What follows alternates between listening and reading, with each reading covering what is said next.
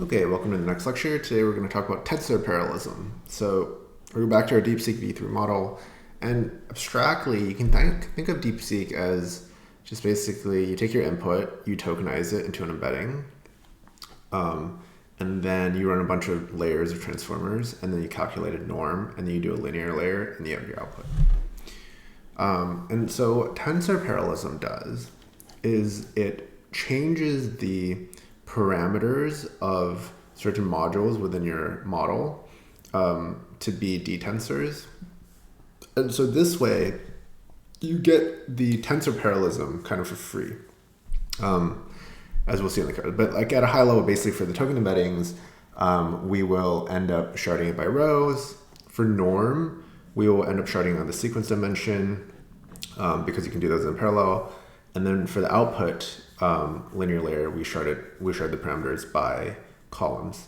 And so it kind of works out where once you do this MATML, you'll get a partial out. So if we look at the code, all of the magic of TP happens in this apply non-MOE TP function.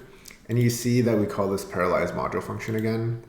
And then critically, we pass in a dict where we target certain modules in our model. And these strings correspond to these properties. So like self.talk embeddings, norm, and output. And as I was saying earlier, if you look at the forward function, you can see that it's basically what I had. So you have your token embeddings, you have your transformer layers, you have your last norm, and you have your last output, where the output is just basically a linear layer. And yeah, we can go into this a little bit, but if you look at these classes like row-wise parallel, sequence parallel, call-wise parallel, it's kind of what you would expect, where these are strategies. They have this apply function, which does what we did in the last lecture, where we have these hooks for the inputs and outputs via the forward, pre, and post hooks.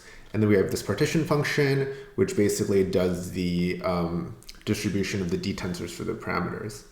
And basically after you do this, you get tensor parallelism because you're doing these operations on DTensors, and DTensors are figuring out how to do the collective communications and the local tensor operations to make sure everything works out correctly. So yeah, see you in the next lecture.